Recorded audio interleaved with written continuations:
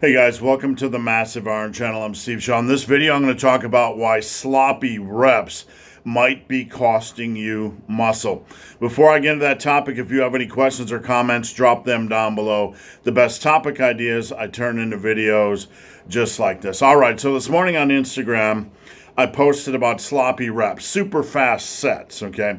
And I want you guys to understand what I'm saying here so there's no miscommunication. There's no misunderstanding. I am not telling you in this video not to generate power during the concentric or the moving of the weight. That's not what I'm saying at all. To get a bar off your chest, you have to generate power. To get out of the hole, you have to generate power. To complete a deadlift rep, you have to generate power. To do a dumbbell row, a barbell row, you have to generate power. What I'm talking about in this video is the obsession with some people about doing sets as quickly as possible. And I saw it this morning on a set of curls. I saw it this morning on a set of lat pull downs. I saw it this morning on a set of leg presses as I was perusing Instagram. And let me explain what I'm talking about here. There is a lack of control during the set. There's a jerkiness, and it's almost like these people feel like they're going to win a trophy for how fast they complete the set. A set of cable rows will look like this, like boom, boom, boom. They're just trying to knock them out at super fast speed. Or curls, you see this, or leg presses like this. What I want to stress to you guys is that if you're looking, there's two reasons to control the reps a little bit more. Number one, if you're not controlling the weight is controlling you. If you're not in control, you're going to put more pressure on your joints. Sloppy reps contribute to more joint pressure, and you're going to have a tendency to pick up more aches and pains and strains. So control the weight. It's just better on the body. By controlling the weight, you are going to contribute to hypertrophy of the muscle building process.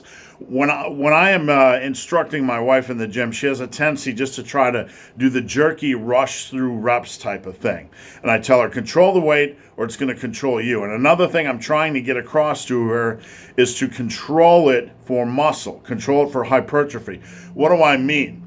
Let's say you're doing because I'm sitting here in front of this fucking box here, it's hard to, give examples on a lot of movement.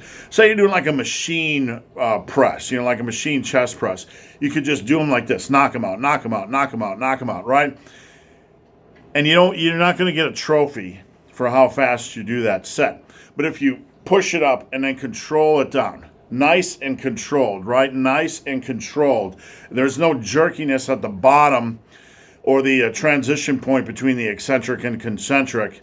It's going to be better for hypertrophy. It's going to be better for the muscle building process. You're not just rushing through the set and shooting your whole load of mechanical tension, right? You're creating a natural, comfortable amount of tension, mechanical tension, time under tension, whatever you want to refer to. And that is better for hypertrophy. Now, we're not necessarily trying to force it.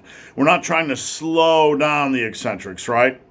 What we're trying to do is create a reasonable eccentric, one that's not super rushed and super jerky, and that's the differentiator.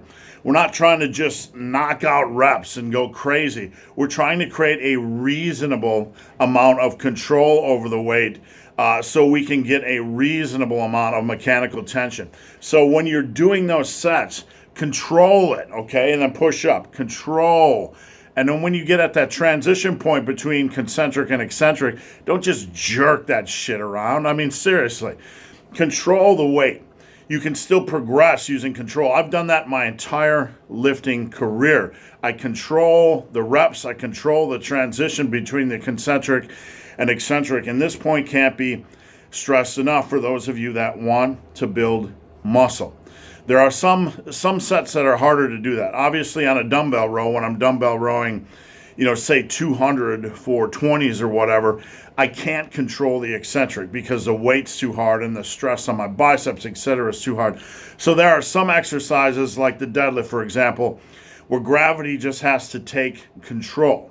You can certainly go a little bit lighter, but if you're going, but just understand, not all exercises are created equal in that, in that regard. So don't feel like you have to control everything at the expense of beating up your body. That's not what we're talking about here. So for those of you that are interested in building muscle, I strongly urge you to analyze your sets.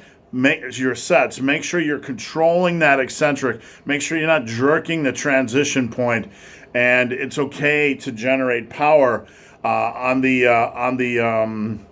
concentric. One thing I'll say though on non-compound movements, once you've shot your load on barbell and dumbbell exercises, you're doing machine stuff. It's even okay to control and get a little feel in that area where you want to build, where you're looking to build muscle. I do that. Okay. I slow down non-compound movements on the concentric to get more of a feel. So it's more of a natural pace. I've got my heavy stuff done.